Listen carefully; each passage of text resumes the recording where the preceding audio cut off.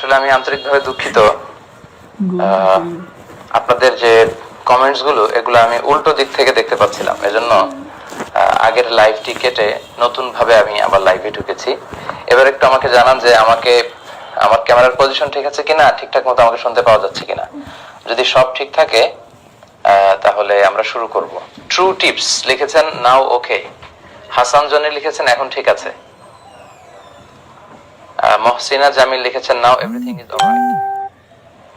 পুষ্প চৌধুরী নাও ওকে। আশা করছি এবার সব ঠিক আছে।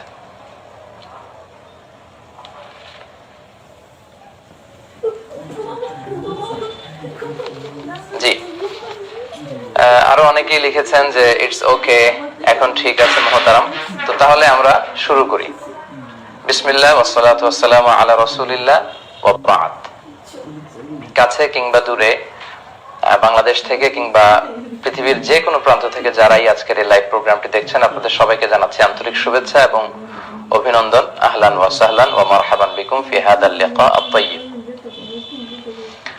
আশা করছি আপনারা সবাই ভালো আছেন, সুস্থ আছেন এবং সব সময় কামনা করি যে আল্লাহ তাআলা আপনাদেরকে ভালো রাখুক, সুস্থ রাখুক এবং ঈমানের সাথে রাখুক। সম্মানিত সুধী, গত 2 দিন আগে আমি আমার এই মিজানুর রহমান আজহারি এই পেজটিতে আপনাদেরকে জানিয়েছিলাম যে আপনাদের জীবন ঘনিষ্ঠ কিছু প্রশ্ন নিয়ে প্রশ্নোত্তর পর্বের মতো একটি লাইভ আমি করব। সেই সুবাদে বেসিক্যালি আজকে ঠিক সন্ধ্যা 6টার মধ্যে আমরা এই লাইভে এসেছি। তো আশা করছি যে অনেক জায়গা থেকে আপনারা যুক্ত হচ্ছেন এবং আমরা যে সমস্ত বিষয় নিয়ে আজকে কথা বলবো এগুলো থেকে আমরা সকলেই উপকৃত হব ইনশাআল্লাহ। সম্মানিত সুধী, আপনারা যারা লাইভ দেখছেন, আপনাদের লাইভের এই ভিডিওটির নিচে নিশ্চয়ই শেয়ার নামে একটি বাটন রয়েছে। আপনারা কাইন্ডলি সে শেয়ার বাটনে ক্লিক করবেন, ফলে এখনই লাইভটি শেয়ার হয়ে যাবে আর আপনাদের সাথে যুক্ত যে বন্ধু বান্ধবরা আছে সবাই এখনই এই লাইভটি দেখতে পারবে আর কি ইনশাআল্লাহ। তো আমি সবাইকে অনুরোধ করব আপনারা কাইন্ডলি এখনই শুরু থেকেই লাইভটি যদি শেয়ার দিয়ে রাখেন তাহলে ইনস্ট্যান্ট সবাই লাইভটি দেখতে পারবে এবং কারো কোনো জীবন জিজ্ঞাসামূলক প্রশ্ন থাকলে এখনই তারা করতে পারবে। সম্মানিত সুধী, আজকে বেসিক্যালি আমি আপনাদের কিছু প্রশ্নের উত্তর দেওয়ার চেষ্টা করব ইসলামিক পার্সপেক্টিভ থেকে, কারণ আমার এই পেজে অনেক প্রশ্ন আসে আপনাদের কাছ থেকে। অনেক দিনই ভাই এবং বোনেরা প্রশ্ন করে থাকেন। তো আসলে সব প্রশ্ন টাইপ করে অন টাইমে আনসার করা সম্ভব হয় না, ফলে আমরা মাঝে মাঝে লাইভে আসার চেষ্টা করি এবং সেগুলোর আনসার করার চেষ্টা করি। তো আমার ইনবক্সে জমা হয়ে থাকা প্রশ্নগুলোকে আগে প্রায়োরিটি দিয়ে সেগুলোর আনসার করব এবং শেষের দিকে যারা আপনারা এই লাইভের এই কমেন্টসে প্রশ্ন করবেন আপনাদের সেই প্রশ্নগুলোরও উত্তর দেওয়ার চেষ্টা করব। আমি অনেক কমেন্টস দেখতে পাচ্ছি এবং এগুলো খুব দ্রুতই মানে স্ক্রল আপ হয়ে যাচ্ছে, উপরের দিকে চলে যাচ্ছে, ফলে এগুলো আসলে আপনাদেরকে এভাবে পড়ে শোনানোর সুযোগ হচ্ছে না।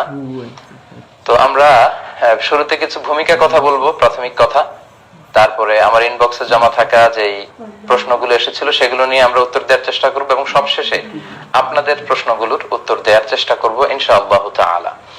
ইতিমধ্যে প্রায় 500 জন আমাদের এই লাইভ প্রোগ্রামটিতে যুক্ত হয়েছেন। আমি আবারও বলছি, আপনারা শেয়ার বাটনে ক্লিক করে সবাইকে যুক্ত করে নিন।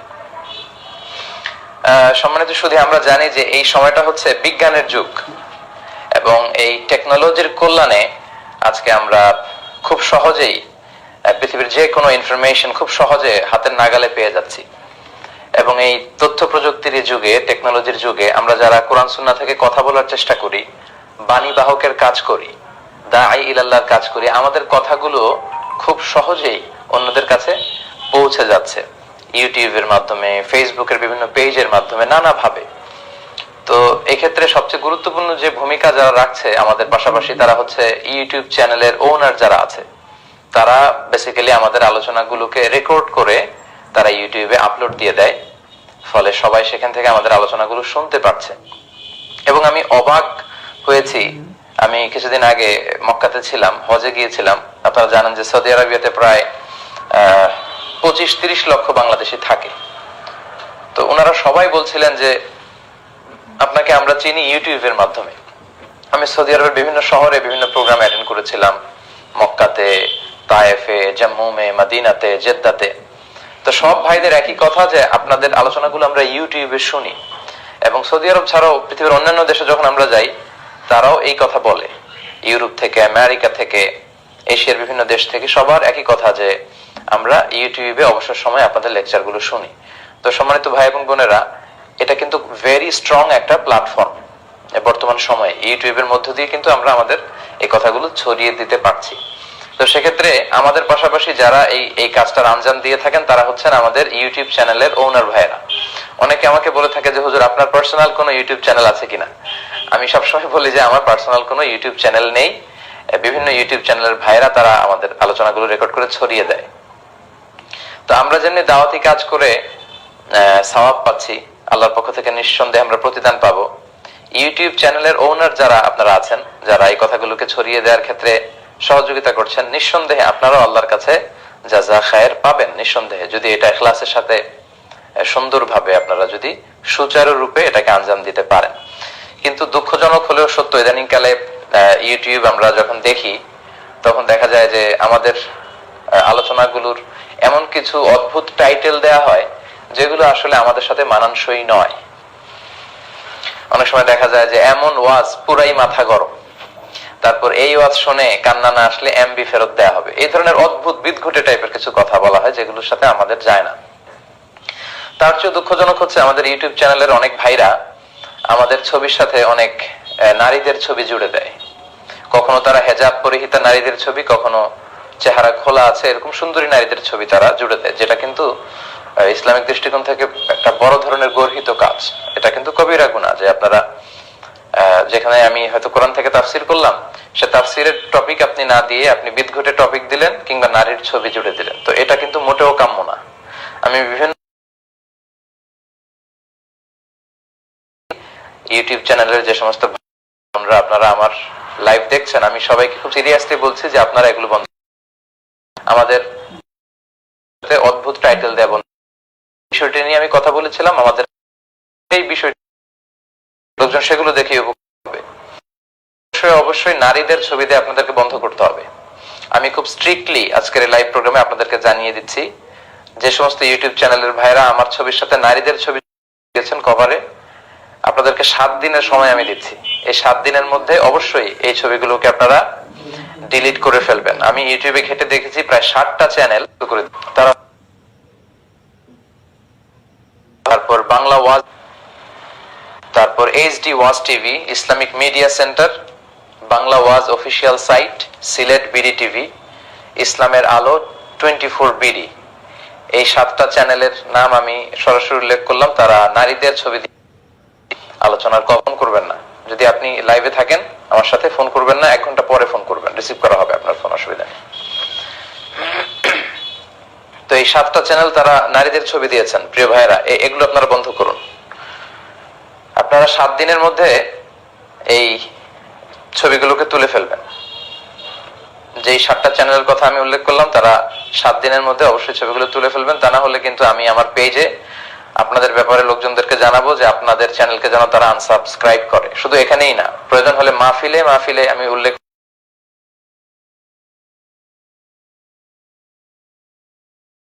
আনসাবস্ক্রাইব দিলাম। আশা করি আপনারা শুধরে যাবেন।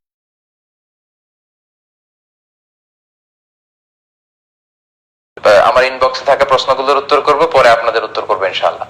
আর নিচে যারা শেয়ার বাটন দেখতে পাচ্ছেন, শেয়ারে ক্লিক করে এখনই সবাইকে যুক্ত করে নিন। প্রায় 900 জন মানুষ ইতিমধ্যেই আমাদের সাথে যুক্ত হয়েছে। আমার একটা অ্যাপোলজি আছে আপনাদের কাছে।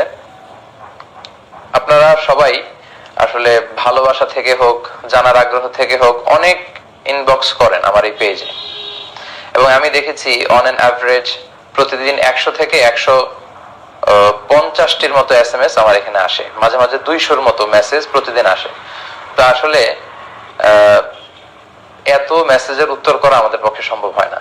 আমি এই মাসে মালয়েশিয়া থেকে এসেছি। আপনারা জানেন যে আমি এখনো শিক্ষার্থী, আমি পিএইচডি ডিগ্রি নিচ্ছি মালয়েশিয়া থেকে। তো সেখানে আমাদেরকে রিসার্চের কাজে ব্যস্ত থাকতে হয়। তো যখন সুযোগ হয় আমরা প্রশ্নগুলোর আনসার করার চেষ্টা করি, কিন্তু এত এত মেসেজ আসে যে আমাদের অন্যান্য কাজের ফাঁকে সবগুলো মেসেজের উত্তর করা আমাদের পক্ষে সম্ভব হয় না। তো এই বিষয়টি আপনারা একটু ক্ষমা সুন্দর দৃষ্টিতে দেখবেন, ইহসানের সাথে দেখবেন। জানি আপনাদের ভালো লাগা থেকে, ভালোবাসা থেকে বা ইসলামের ব্যাপারে জানবার আগ্রহ নিয়েই মূলত আপনারা প্রশ্ন করেন, কিন্তু আমাদেরও কিছু সীমাবদ্ধতা আছে, লিমিটেশনস আছে। এগুলো যদি আপনারা একটু খেয়াল করেন, এহসানের সাথে দেখেন, আমাদের জন্য অনেক ভালো হয়। পাশাপাশি ইদানিংকালে আমি অনেক মা বাবার কাছ থেকে, মানে প্যারেন্টস যারা আছে, অভিভাবকদের কাছ থেকে অনেক অনেক প্রশ্ন পাই। তারা তাদের ছেলে মেয়েদেরকে মানুষ করার ব্যাপারে খুব উদ্বিগ্ন। ওনারা আবেগ ঘন অনেক মেসেজ আমাকে দেন এবং বলেন যে হুজুর, আমার ছেলেকে আমি কিভাবে মানুষ করব, কোথায় পড়াবো। অনেকে এরকমও বলেন যে হুজুর, আমার ছেলেকে আপনার মতো বানাতে চাই, আপনি কোথায় পড়েছেন, আপনার ইন ডিটেল আমাকে জানান। তো আপনাদের ছেলে মেয়ে আমাদের মতো কেন, আমাদেরকেও তারা ছাড়িয়ে যাবে, তাদের ক্যারিয়ার আরো অনেক ব্রাইট হবে, আমরা দোয়া করি। তো সেক্ষেত্রে আমার ক্যারিয়ার নিয়ে অনেকে আমাকে ফোন দিচ্ছেন। ফোন দেওয়ার কারণে লাইভের আলোচনাটাতে অনেক ডিস্টার্ব হয়ে যাচ্ছে। তো মেহরবানি করে এখন কেউ ফোন দিবেন না, 1 ঘন্টা পরে ফোন দিলে ফোনগুলো রিসিভ করা হবে ইনশাআল্লাহ। তো অনেকে বলে যে আমি কোথায় পড়েছি। আমি পড়াশোনা করেছি দারুন নাজাত সিদ্দিকিয়া কামিল মাদ্রাসায়, তারপরে পড়েছি আল আজহার ইউনিভার্সিটি থেকে ব্যাচেলর করেছি মিশরে, এবং ইন্টারন্যাশনাল ইসলামিক ইউনিভার্সিটি মালয়েশিয়া থেকে মাস্টার্স এমফিল করে এখন পিএইচডি তে আছে। তো আপনার ছেলেকে যে আমি যেখানে পড়েছি ওখানেই পড়াতে হবে নট নেসেসারি। আরো অনেক প্রতিষ্ঠান আছে, সেগুলোতে আপনারা পড়াতে পারেন। ছেলে মেয়েদেরকে কোথায় দিতে হবে জিজ্ঞেস করলে আমি সাধারণত দারুন নাজাতের কথা বলি, তামিরুল মিল্লাতের কথা বলি, টঙ্গী শাখা, মীর হাজারিবাগ শাখা, কিংবা জামিয়া কাসিমিয়া নরসিংদীতে যে মাদ্রাসাটি আছে সেটির কথা বলি। উত্তরাতে তানজিমুল উম্মাহ আছে, ভালো একটি প্রতিষ্ঠান, সেখানে দেওয়া যেতে পারে। লালমাটিয়াতে এভারোজ ইন্টারন্যাশনাল আছে, ইংলিশ মিডিয়ামের একটি মাদ্রাসা, তো সেখানে আবার খরচ খুব বেশি। তো এই প্রতিষ্ঠানগুলোর কথা আমরা বলি। আসলে আমরা যে প্রতিষ্ঠানে পড়েছি সেগুলোতেই পড়াতে হবে এমনটা নয়। আপনি যে লোকেশনে থাকেন, যে এলাকাতে থাকেন, সে এলাকার যে ভালো ভালো প্রতিষ্ঠানগুলো আছে, সে ভালো প্রতিষ্ঠানগুলোতে আপনারা দিতে পারেন। আসলে বিষয় হচ্ছে ছোটবেলা থেকে খুব সচেতন ভাবে আবুল কালাম আজাদ ভাই, আপনি রেগুলার ফোন দিয়ে যাচ্ছেন, মানে কন্টিনিউয়াস, আমি বারবার কেটে দিচ্ছি, আপনি পরে ফোন দিবেন মেহরবানি করে। তো আপনি যে লোকেশনে আছেন সেই লোকেশনের যে ভালো প্রতিষ্ঠান, সেখানে দিলেই চলবে। আর ছোটবেলা থেকে একটু সচেতন ভাবে ছেলেকে মানুষ করতে হবে, এবং ছেলের মধ্যে স্পিরিটটা আনতে হবে যে তোমাকে মুক্ত স্বাধীন চিন্তা নিয়ে পড়াশোনা করতে হবে। ভালো কথা, জ্ঞানের কথা, কল্যাণের কথা যেখানেই পাও সেখান থেকে তোমাকে কালেক্ট করতে হবে। আল হিকমাতু দাল্লাতুল মুমিন ফাহাইসু ওয়াজাদা ফাহু আহাক্কু বিহা। তো যেখানেই মানুষ হিকমা, কল্যাণ, উইজডমের, জ্ঞানের কথা পাবে সেখান থেকে মানুষ গ্রহণ করবে। তো এইভাবে যদি ছোটবেলা থেকে আপনারা ছেলে মেয়েদেরকে মানুষ করতে পারেন, এবং ঘরে কিন্তু একটা পড়াশোনার পরিবেশ রাখতে হবে, তখন দেখা যাবে যে ঠিকই ফ্যামিলি থেকে সে শিখছে, প্রতিষ্ঠান থেকে শিখছে, এভাবে সে একজন আলোকিত মানুষ হবে। তো আপনাদের ছেলে মেয়েরা শিক্ষিত হোক, সুশিক্ষিত হোক, আপনাদের মুখ উজ্জ্বল করুক, দেশের কল্যাণ বয়ে নিয়ে আসুক, তারা দেশপ্রেমিক হোক, এবং তারা খুব ব্রাইট ক্যারিয়ার করুক, আমরা সেই কামনাই করছি। 958 জন ইতিমধ্যে দেখছেন এটা। আপনাদেরকে আবারও বলছি, যারা দেখছেন তারা শেয়ার বাটনে ক্লিক করে অন্যদেরকেও এখনই লাইভে যুক্ত করে নিন। অনেকে আমাকে এসএমএস করেছেন, বিভিন্ন জিনিস জানতে চেয়েছেন, তো যেগুলো টাইপ করে আপনাদেরকে জানানোর সুযোগ হয়নি, ওইরকম কিছু প্রশ্ন দিয়ে আমি আজকে শুরু করছি। আশা করছি আপনারা সবাই উপকৃত হবেন। তো আমরা চলে যাই সরাসরি কিউএ সেশনে। একজন ভাই প্রশ্ন করেছেন যে দাদার আগে বাবা মারা গেলে নাতিরা দাদার সম্পদের মালিক হবে কিনা। এরকম ঘটনা কিন্তু অনেক সময় ঘটে থাকে। দাদার আগে মারা গিয়েছে বাবা, ছোট ছোট নাতি নাতনি আছে, তারা সম্পদ পাবে কিনা। আচ্ছা, শরিয়া পার্সপেক্টিভ থেকে কথা হচ্ছে না, দাদার আগে বাবা মারা গেলে নাতি নাতনিরা সম্পদ পাবে না। কেন পাবে না? কারণ দাদার কাছ থেকে তো বাবা পাবে, নাতি পাবে না। নাতি তো সেকেন্ড স্টেজে, ফার্স্ট স্টেজ এখানে আপনাকে কনসিডার করতে হবে। মানে দাদার কাছ থেকে পাবে বাবা, চাচা, ওনারা, কিন্তু নাতিরা পাবে না। কিন্তু কখনো এরকম হতে পারে যে দাদার আগে বাবা মারা গিয়েছে, এখন যে নাতিরা আছে তারা খুবই অসহায়, ইয়াতীম, টাকা পয়সা নেই। তো তখন দাদা যেটা করতে পারে, দাদা ওয়াসিয়াত করতে পারে, ওয়াসিয়া যেটাকে উইল বলে। 1/3, 1/3 সর্বোচ্চ, বা তার কম, কিন্তু তার বেশি করা যাবে না, ওয়াসিয়াত করা যায়। সেক্ষেত্রে যারা ওয়ারাসা, বাই ডিফল্ট উত্তরাধিকার সম্পদের মালিক হবে, তাদের ব্যাপারে ওয়াসিয়াত করা যায় না। বরং যারা ওয়ারাসা নয় তাদের ব্যাপারে ওয়াসিয়াত করা যাবে। তো 1/3 আসুলুস ওয়াসুলুসু কাসীর, 1/3 তো অনেক। তো এটা চাইলে দাদা করতে পারেন, কিন্তু দাদার আগেই যদি বাবা মরে যায় নাতিরা পাবে না। তবে হ্যাঁ, নাতিরা আসবা হিসেবে পেতে পারে যদি চাচা না থাকে, মানে ওই দাদার মাত্র একটাই সন্তান ছিল, সে মারা যাওয়ার পরে শুধু নাতিরা আছে, তখন নাতিরা পাবে। কিন্তু যদি চাচা থাকে তাদের, তাহলে নাতি নাতনিরা সম্পদ পাবে না। তো সেক্ষেত্রে অনেকে বলে ইসলামের তো এটা ইনসাফপূর্ণ বিধান হচ্ছে না। তো সেক্ষেত্রে ইসলাম ইনসাফের যে রাস্তাটা খোলা রেখেছে সেটা হচ্ছে ওয়াসিয়াত করা যেতে পারে 1/3। দাদা চাইলে নাতি নাতনিকে সর্বোচ্চ 1/3 দিতে পারে। সাহস সিজদার বিধান জানতে চেয়েছেন, আচ্ছা আমি আপনাদের এগুলোকে আমি পরে বলবো ইনশাআল্লাহ। সাজদাতুস সাহু। আচ্ছা, এরপর একজন প্রশ্ন করেছেন ইমাম মাহাদির আবির্ভাব নিয়ে কিছু বলুন। আল মাহদি আল মুনতাজার, আমরা ওনার অপেক্ষায় আছি, উনি আসবেন, আমরা এটা বিশ্বাস করি।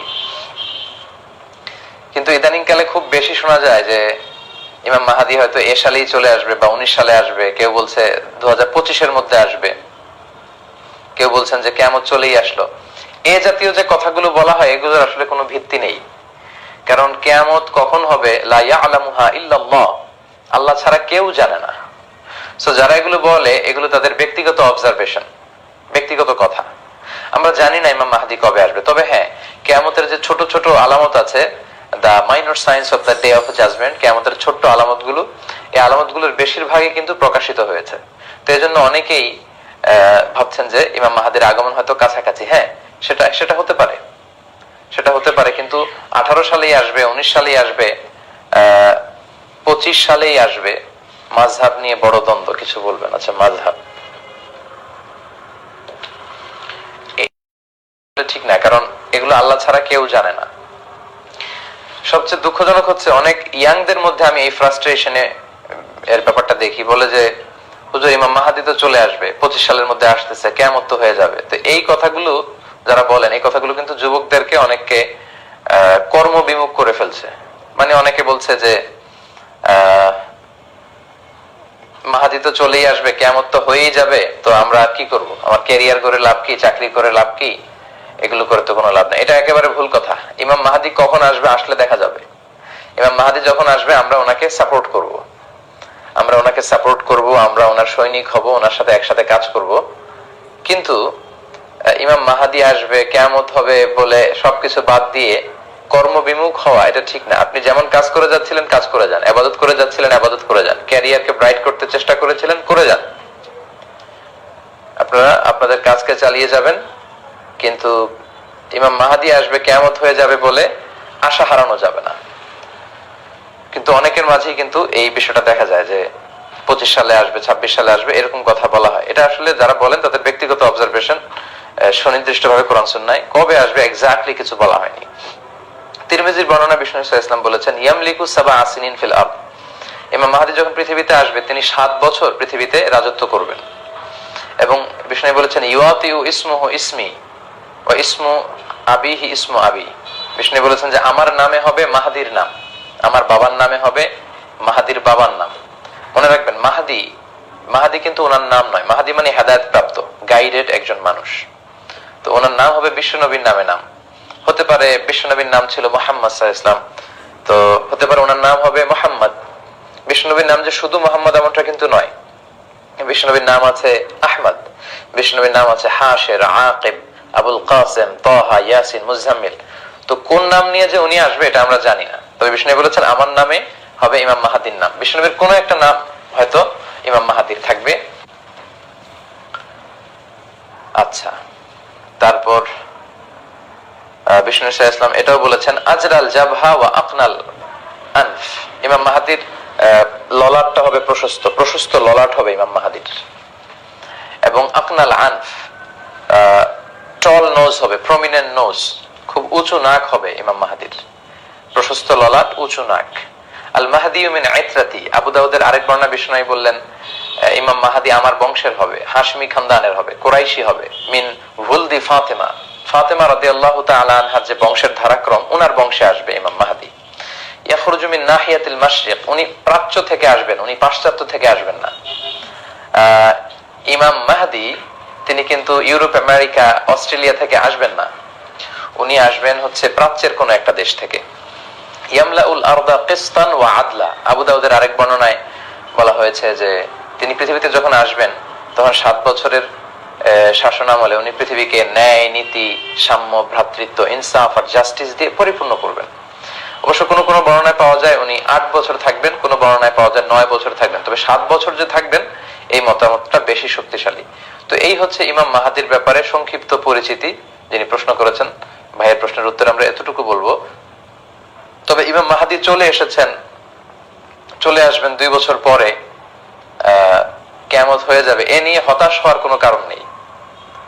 কারণ এই কথাগুলো অনেক যুবকদেরকে কিন্তু হতাশ করে দিচ্ছে, তারা কর্মবিমুখ হয়ে যাচ্ছে। বরং এমনটা না করে আপনাদের যে এনথিউসিজম, আপনাদের কর্মস্পৃহা, উম্মাকে সামনের দিকে এগিয়ে নিয়ে যাওয়ার জন্য আপনাদের যে কর্মতৎপরতা, আপনাদের প্রাণঢালা উচ্ছ্বাস, জীবন শক্তি, এগুলোকে কাজে লাগাতে হবে। ইমাম মাহাদি যখন আসবে তখন আমরা দেখব, তখন আমরাই সবাই কথা বলবো ইমাম মাহাদির ব্যাপারে এবং ওনাকে আমরা সাপোর্ট করবো ইনশাআল্লাহ। আশা করি প্রিয় ভাই উত্তর পেয়েছেন। আরেকজন প্রশ্ন করেছিলেন, পুরুষরা কি আঙ্গুলে আংটি পরতে পারবে? আসলে জুয়েলারি, অর্নামেন্টস এগুলো নারীদের জন্য, পুরুষদের জন্য নয়। তবে হ্যাঁ, পুরুষদের আংটির বিষয়টা ভিন্ন। পুরুষরা চাইলে আংটি পরতে পারবে। কোন হাতে পরবে? তারা ডান হাতে পরবে। বিষ্ণু সাল্লাল্লাহু আলাইহি ওয়াসাল্লাম ডান হাতে আংটি পরেছেন। কারণ রাসূল সাল্লাল্লাহু আলাইহি ওয়াসাল্লাম ইয়ালবাস খাতাম মিন ফিদ্দা, রাসূল সাল্লাল্লাহু আলাইহি ওয়াসাল্লাম রূপার আংটি পরতেন। রূপার আংটি রাসূল সাল্লাল্লাহু আলাইহি ওয়াসাল্লাম পরতেন। ফি ইয়ামিনিহি, ওনার ডান হাতে পরতেন। আর ওয়াকানা ফাসসুহু মিনাল হাবাশা, আর রূপার আংটির মধ্যে তিনি হাবাশা মানে বর্তমান ইথিওপিয়ার থেকে আনা একটা পাথর তিনি বসিয়েছিলেন। তাহলে রূপার আংটি পরতেন ডান হাতে। শামাইলে তিরমিজিতে এগুলো এসেছে।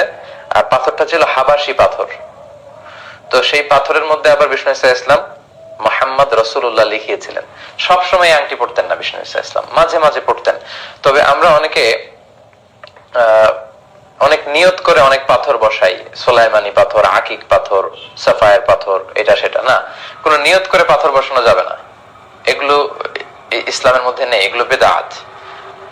এগুলো আস্তে আস্তে শিরকের দিকে নিয়ে যাবে। কারণ পাথর কিছু করতে পারে না। ছবি তোলা হারাম কিনা আমরা বলবো ইনশাআল্লাহ। মুর্শিদ আলী প্রশ্ন করেছেন, আমরা বলবো মুর্শিদ সাহেব। তো পাথর আপনার কিছু করতে পারে না, করতে পারে হচ্ছে আল্লাহ। ইযা সাআলতা ফাসআলিল্লাহ, বিপদে পড়লে চাবে তো আল্লাহর কাছে চাও। ওয়া ইযা ইসতাআনতা ফাসতাঈন বিল্লাহ, সাহায্য চাইবে তো আল্লাহর কাছে সাহায্য চাও। তো কোন নিয়তে পাথর বসানো যাবে না। বিষ্ণু সাল্লাল্লাহু আলাইহি ওয়াসাল্লাম মাঝে মাঝে এটা পড়তেন, সব সময় পড়তেন না। কেন পড়তেন? সাহাবারা এসে বললেন, রাসূলুল্লাহ আপনি যে অনারব বাদশাদের কাছে ইসলামের চিঠি পাঠাবেন, রাসূল সাল্লাল্লাহু আলাইহি ওয়াসাল্লাম চিঠি পাঠাতেন, দাওয়াত দিতেন, ইসলামের সুশীতল বাণী গ্রহণ করার দাওয়াত দিতেন।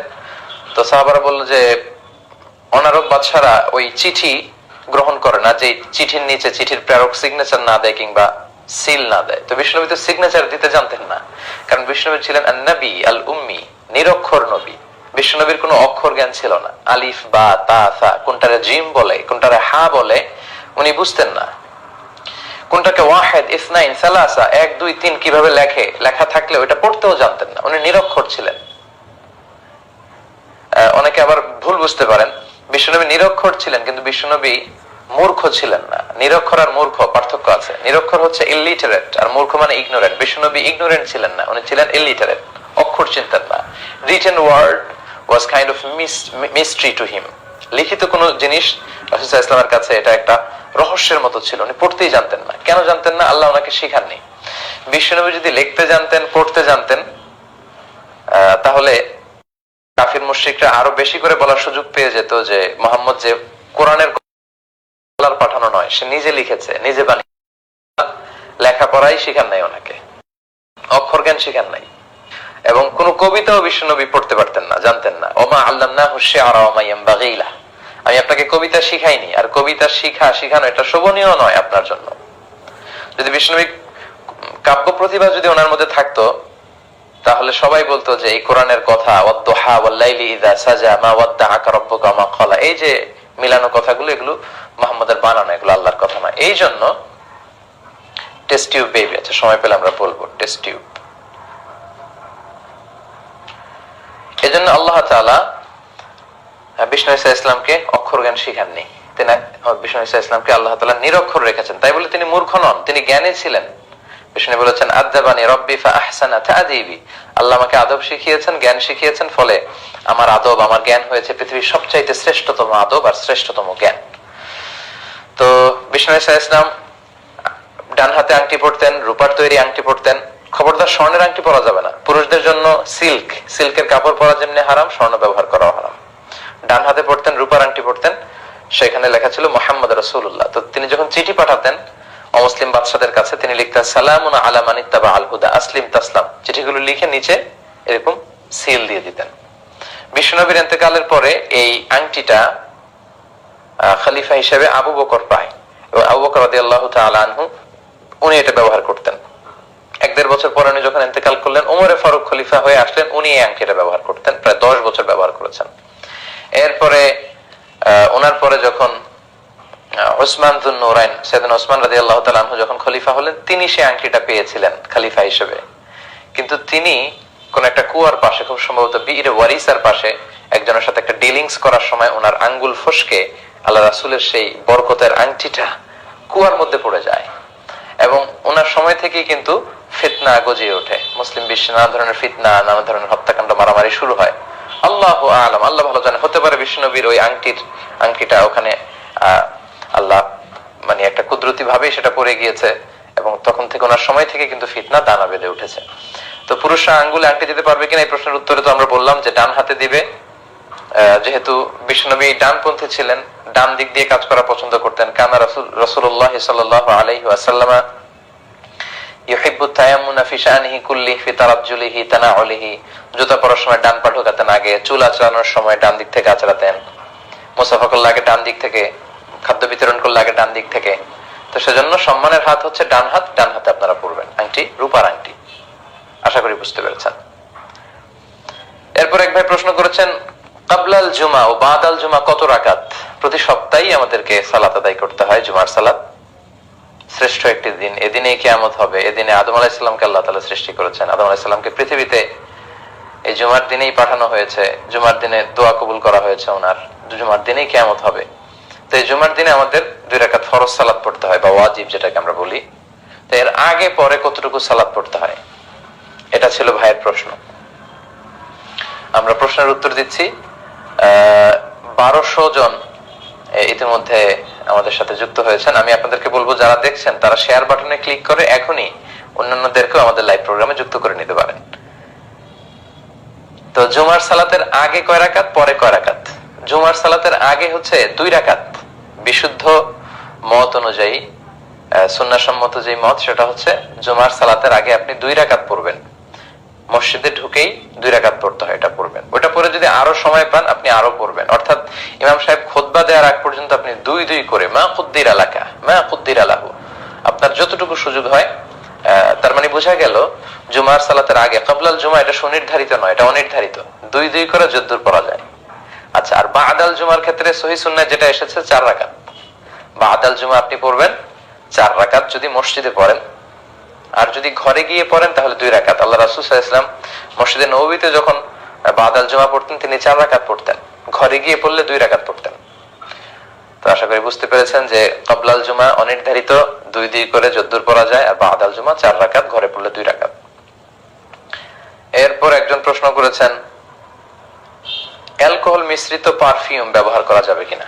আমরা জানি আতর পারফিউম দেয়া সুন্নাহ। তো এই আতর বা পারফিউম অ্যালকোহল মিশ্রিত যেটা, এটা দেয়া যাবে কিনা, এক ভাইয়ের প্রশ্ন। তো অ্যালকোহলের ব্যাপারে কথা হচ্ছে যে অ্যালকোহলকে আরবিতে বলে খামর।